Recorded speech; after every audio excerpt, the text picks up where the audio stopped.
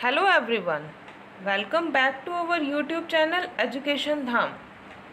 Seventh poem चल रही थी Night of the Scorpion and this poem was composed by Nizam Ezekiel. In this class we will do only introduction to the poem. ये जो poem है Night of the Scorpion, इस poem से related कुछ important point discuss करेंगे. तो चलिए start करते हैं आज की class. First point, night of the scorpion was published in Nissim Ezekiel's book the exact name. ये जो पोएम है नाइट ऑफ द स्कॉर्पियन, ये पोएम निज़म एज़ेकियल का एक बुक है. द एग्जैक्ट नेम, क्या टाइटल है उस बुक का? The exact name. उस बुक में जो पोएम्स इंक्लूड थी उनमें से एक पोएम है और ये बुक कब पब्लिश होती है? 1965 में. नेक्स्ट देखिए, this is a narrative poem. अब ये जो पोएम है नाइट ऑफ द स्कॉर्पियन, ये किस टाइप की पोएम है? Narrative poem. अब नैरेटिव पोएम होती क्या है? A narrative poem is a longer form of poetry that tells an entire story. अब ये जो पोएम है नैरेटिव पोएम, इसमें क्या होता है? एक पोइट्री की फॉर्म है जो लंबी होती है और उसके अंदर हमें क्या देखने को मिलता है? कोई स्टोरी, एंटायर स्टोरी होती है जो डिटेल से बताई जाती है. These poems are told by one narrator और स्पीकर. और ये जो इस टाइप की पोइट्री होती हैं वो कौन नरेट करता है? उसका वर्णन कौन करता है? कोई भी एक नैरेटर होगा या फिर एक स्पीकर, किसी पर्टिकुलर पर्सन के द्वारा वो अकेला ही क्या करेगा? उसको कंप्लीट नैरेट करेगा. अब नेक्स्ट देखिए, this poem is a free verse poem. ये जो पोएम है ये क्या है? फ्री वर्स पोएम है. अब फ्री वर्स पोएम में क्या होता है? Poetry that is free from limitations. ऐसी पोइट्री जो मुक्त हो किससे? लिमिटेशंस, कोई भी बाध्यता हो उन सब से क्या हो? मुक्त हो. कैसे? जैसे ऑफ रेगुलर मीटर, कोई उसमें रेगुलर मीटर नहीं होगा, रिदम नहीं होगी. And do not follow regular rhyme scheme, और वो रेगुलर राइम स्कीम होती है उसको फॉलो नहीं करती. कोई पोएम है उसकी जो राइम स्कीम होती है, जैसे किसी की हो ए बी बी, इस टाइप से, जैसे लास्ट के जो वर्ड्स होते हैं वो उनकी रिदम कैसी होती है? एक जैसे मैच करती है. किसी की होगी ए बी बी, तो वो एक रेगुलर पैटर्न होता है राइम स्कीम का. पर ये जो पोएम है नाइट ऑफ द स्कॉर्पियन, इसमें इस तरीका का कोई पैटर्न नहीं है. ये क्या है? फ्री वर्स में लिखी गई है. नेक्स्ट देखिए, दिस पोएम हैज़ 8 स्टैंजास. अब ये पोएम है, इसमें टोटल कितने स्टैंजास हैं? 8 स्टैंजास हैं. और टोटल लाइंस कितनी है इसमें? 47 लाइंस. ये जो पोएम है इसमें टोटल 47 लाइंस हैं. अब देखिए, a scorpion has been forced by heavy rain to take shelter inside. अब इस पोएम में है क्या? किसके बारे में डिस्कस किया गया है? देखिए, एक स्कॉर्पियन, बिच्छू है कोई, वो क्या करता है? हैवी रेन होती है, बहुत तेज़ बारिश होती है जो उसको मजबूर करती है, उसको फोर्स करती है, मजबूर करती है टू टेक शेल्टर इनसाइड, घर के अंदर शरण लेने के लिए. वो तेज़ बारिश के कारण क्या करता है? अंदर शरण लेता है. It stung the poets mother. और वो जो बिच्छू होता है वो क्या करता है? पोइट की माँ होती है, निज़म एज़ेकियल की जो मदर होती है, उनको क्या करता है? काट लेता है. Which brings people flocking to poet's house. और ये जो कारण है वो उसको काट लेता है, ये लोग जो गांव के लोग होते हैं उनको ले आता है, वो झुंड में आते हैं पोइट के घर में, to help out with the subsequent pain. Help करने के लिए, क्या करने के लिए? हेल्प करने के लिए. जो पोइट की मदर है उसको बहुत ही तेज दर्द होता है बिच्छू के काटने पर, जिससे वो परेशान हो जाती है, और उससे राहत देने के लिए सभी क्या करते हैं, उनके घर में आ जाते हैं, झुंड बना के आ जाते हैं।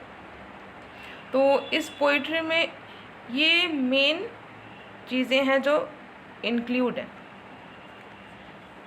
अब देखिए next, night of the scorpion is a poem of Indian culture, belief, philosophy and superstition.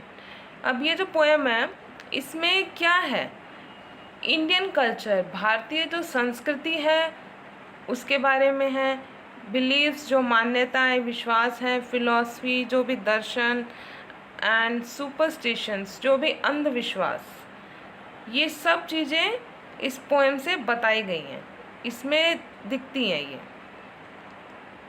Through out the poem इज़ेकियल has used simple common language. अब ये जो पूरी एंटायर पोएम है, इस पोएम में पोएट है इज़ेकियल, वो क्या करता है, यूज़ करता है सिंपल कॉमन लैंग्वेज।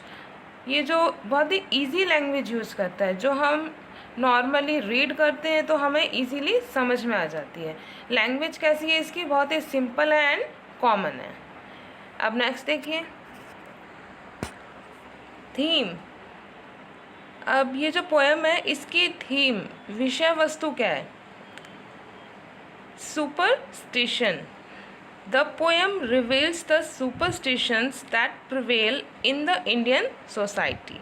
अब ये जो पोएम है इसमें जो भी अंधविश्वास थे जो इंडियन सोसाइटी में उस वक्त प्रचलन में थे, वो सब क्या किए गए हैं, बताए गए हैं, क्या क्या अंधविश्वास लोगों के बीच में थे। और नेक्स्ट जो इसकी मेन थीम है वो क्या है, मदरहुड, मातृत्व। The poem also highlights the motherly love of poets mother. अब ये जो पोएम है इसमें हाईलाइट किया गया है मदरली लव, माँ के प्रेम को। जो पोएट की मदर होती है वो मातृत्व से भरपूर होती है, उसमें बहुत सारा मातृत्व होता है, इस पोएम के माध्यम से वो व्यक्त किया गया है। तो इसकी मेन थीम्स क्या हो गई, सुपरस्टिशन एंड मदरहुड। अब नेक्स्ट देखिए qualities of poets father and mother.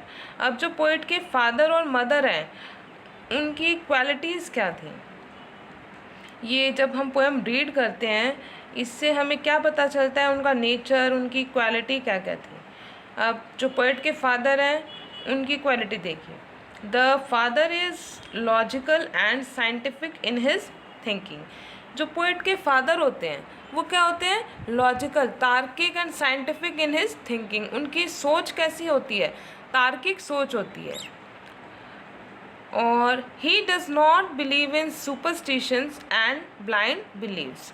अब वो जो पोएट के फादर हैं वो अंधविश्वास जो भी होते हैं उनमें विश्वास नहीं करते, और जो ब्लाइंड बिलीव्स हैं, जो भी विश्वास थे, मान्यताएं थी, उनके ऊपर वो क्या नहीं करते, विश्वास नहीं करते। बहुत ही तार्किक होते हैं पोएट के फादर। और जो पोएट की मदर हैं वो कैसी होती हैं, देखिए, she is like a typical Indian mother. जो पोएट की मदर है वो एक इंडियन टिपिकल मदर होती है ना, जो सिर्फ अपने बच्चों के बारे में सोचती है। मदर की प्रायोरिटी क्या होती है, उसकी फैमिली, उसके बच्चे। तो पोएट की मदर है वो किस टाइप की, एक typical Indian mother. She is selfless in her love for her children. जो पोएट की मदर है वो सेल्फलेस होती है, जो उसका प्रेम होता है उसमें कोई भी स्वार्थ नहीं होता, निस्वार्थ भाव से वो अपने बच्चों को क्या करती है, प्रेम करती है। अब देखिए ये जो पोएम है, the poem concludes with last line. अब ये जो पोएम है इसकी लास्ट लाइन क्या है, माई मदर ओनली सेड कि thank God the scorpion picked on me and spared my children. ये पोएम की लास्ट लाइन है। इन लास्ट लाइनों में बहुत कुछ हमें पता चलता है कि जो पोएट की मदर होती है वो क्या कहती है, थैंक गॉड, कि वो भगवान का शुक्रिया करती है कि स्कॉर्पियन है जो बिच्छू उनके घर में आ जाता है, उसने पिक्ड ऑन मी, जो पोइट की मदर को काटता है, एंड स्पेयर्ड माई चिल्ड्रन, और मेरे बच्चों को छोड़ दिया। अब इससे क्या पता चलता है, कैसा नेचर पोइट की मदर है वो कैसे रिवील होता है, देखिए।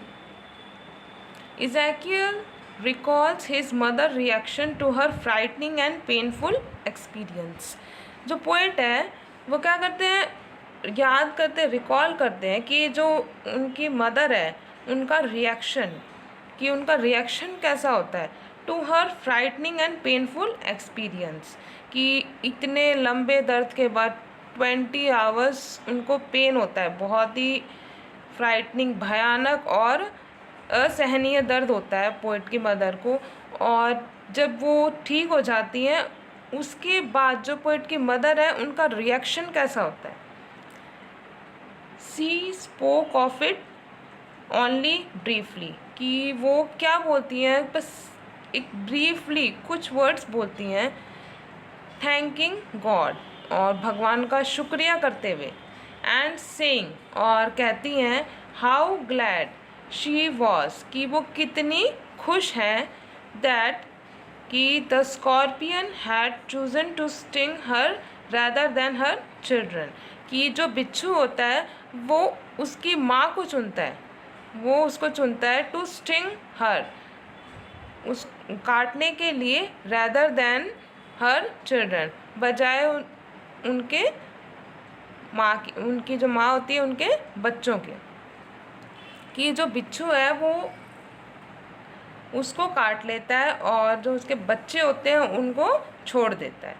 तो इतनी सी लाइन में पोइट की जो मदर होती है, क्या शो होता है इसमें, सेल्फलेस मदरहुड, उस जो माँ होती है उसका निस्वार्थ भाव से जो बच्चों के प्रति प्रेम होता है वो व्यक्त होता है।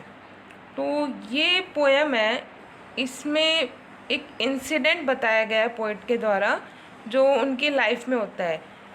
उनकी फैमिली में जब वो घर पे होते हैं तो बहुत तेज़ बारिश होती है, बारिश होती है उसी दौरान बिच्छू होता है, वो क्या करता है, बारिश से बचने के लिए उनके घर में एंटर हो जाता है और वो उसकी माँ को काट लेता है, और जिस वजह से 20 आवर्स बहुत ही सेवर पेन होता है उनकी मदर को।